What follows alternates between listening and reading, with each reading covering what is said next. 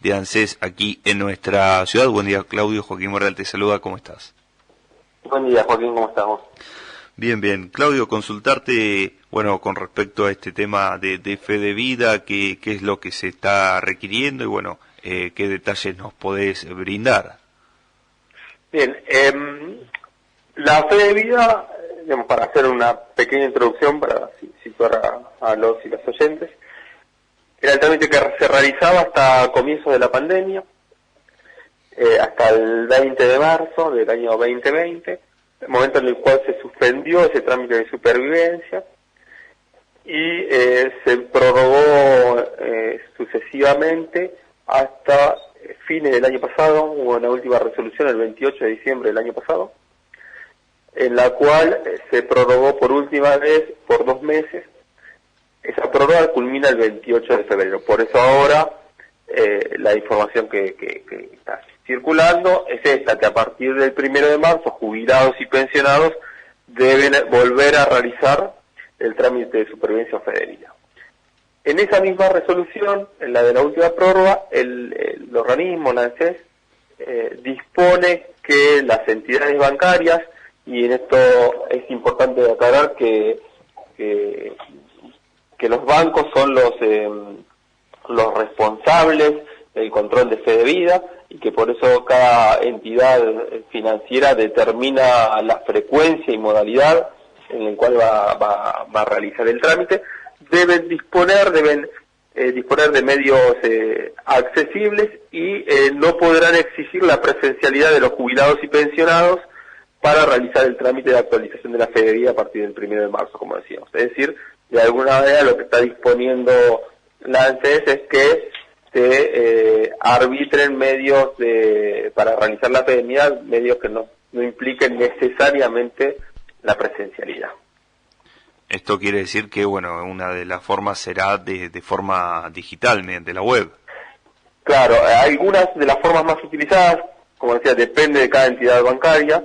Por eso recomendamos que se acerquen a las mismas para corroborarlas, o a través de las páginas web de los bancos, o personalmente a la entidad bancaria si no tienen acceso a internet. Es la tradicional, que es cobrar la jubilación o pensión por ventanilla del banco, pero también la utilización de las tarjetas de débito o crédito asociadas a las cuentas bancarias, el poner la huella digital en los diferentes tótems que están en los bancos o en los cajeros que así lo permiten. Y en algunas entidades bancarias también se está utilizando la registración en la aplicación del banco que tenga identificación biométrica. Estas son las formas más utilizadas para realizar el trámite de supervivencia o fe de vida. Buenos días, Claudio. Mauro Senesi te saluda. Buen día, Mauro. Te consulto porque en los últimos días se estaba hablando de que se está analizando la posibilidad de que haya una nueva moratoria para aquellas personas que no alcancen a cumplir los requisitos necesarios para jubilarse. ¿Tenés algún tipo de información o precisión respecto a esta situación y cuándo podría haber una fecha de definición para que la gente esté atenta y tenga que llevar adelante esos trámites?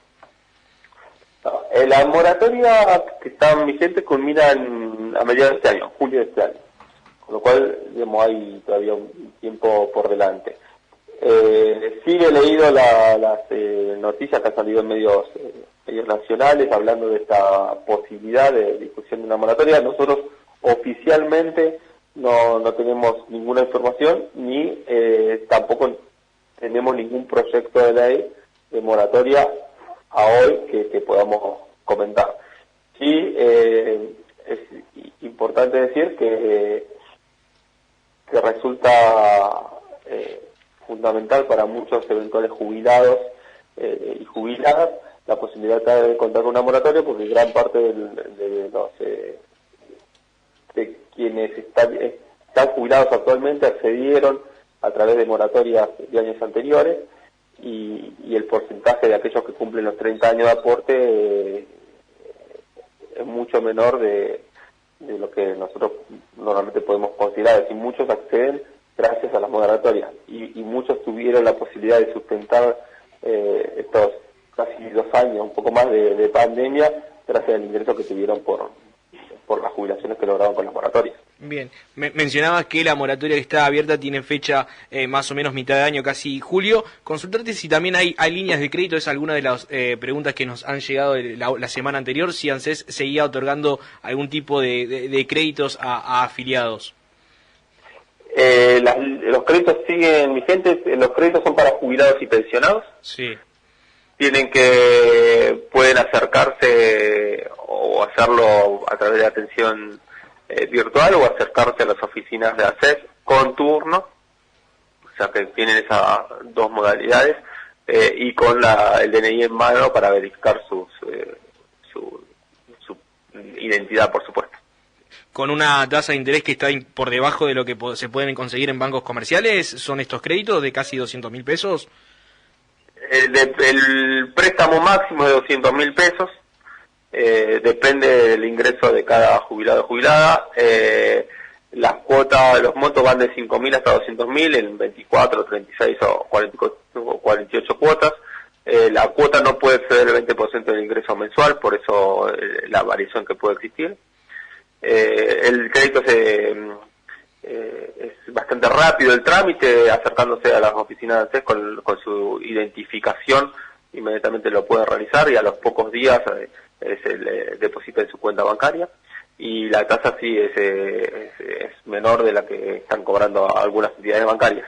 Bien, y ya para una pregunta a nivel más nacional, con todo esto del acuerdo que se está discutiendo con el FMI y demás, salió la noticia de respecto a algún tipo de recorte en lo que son jubilaciones de privilegio. Preguntar qué son jubilaciones de privilegio y si algunos regímenes que son especiales se contemplan que pueda llegar a tener algún tipo de variación. ¿Qué se está discutiendo hoy en cuanto a todo lo que tiene que ver con lo que se podría llamar una reforma jubilatoria, si es que es así, o algún tipo de grados de cambios en algunos puntos muy específicos? ¿Qué sería primero para definir qué es una jubilación de privilegio, para entender de qué estamos hablando, y si crees que se puede llegar a extender algún tipo de otras modificaciones a, por ejemplo, docentes que tienen un régimen especial?